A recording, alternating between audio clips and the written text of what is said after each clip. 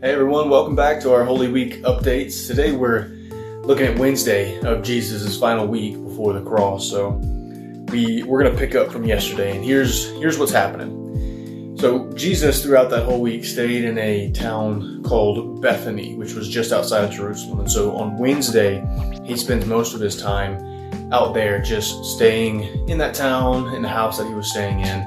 And while he was there were some things that were moving behind the scenes. So he sends Peter and John into the city to prepare for the Passover meal, which he would later institute the Lord's Supper on. But at the same time, Judas is making his move. He goes to the religious leaders called the Pharisees, and he agrees to betray Jesus for money, for his own reasons. Obviously, he was led by Satan. But while Jesus is preparing this meal of love and fellowship, Judas is preparing betrayal. And as the sun sets that evening, which according to the Jewish calendar actually begins their next day, which would be Thursday for them, Jesus sits down with his 12 disciples to eat the Passover meal. And so they're enjoying this meal together, and during that meal something huge happens. Jesus takes the bread and the cup and he gives them a new meaning. He institutes what we now call the Lord's Supper to fulfill the deliverance and the promises that were given in the Passover. So it's showing that his body will be broken and his blood will be poured out for us as the ultimate and final deliverance. So after that meal that they shared together, they all get up and leave the house and walk to the Garden of Gethsemane. And this is where everything shifts.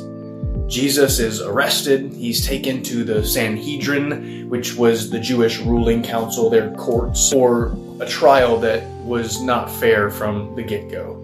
And meanwhile, Peter, after all the disciples scattered away from Jesus and left him alone, Peter follows at a bit of a distance. And John, the disciple, helps him get into the courtyard where Jesus is being questioned. And at that point, Peter is recognized by some of the people.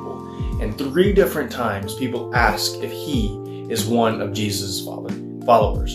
And 3 times he says no. And I'm going to read just a portion of that. And so the final account, the final time he's recognized, and it says, "And a little later the bystanders came up and said to Peter, 'Surely you too are one of them, for the way that you talk gives you away.'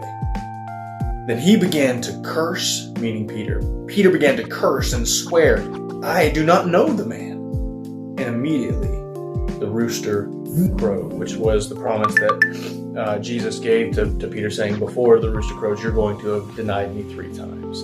And so the night continues with Jesus going through trials and accusations, and the tension is really building. And it carries on into the morning, all through the night, which is where we're going to end up picking it up tomorrow. And so if you want some more of the details of what happened today, y'all come tonight at 6 o'clock to the church for youth group, and we'll dig into that a little bit more. But this is the takeaway I want you to have for today.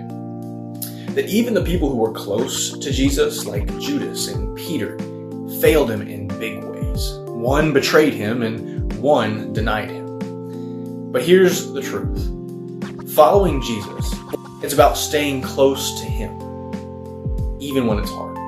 So ask yourself today, when things get uncomfortable or unpopular, do I stand with Jesus or do I back away? We'll see you guys tonight, and then we'll pick back up tomorrow with these updates.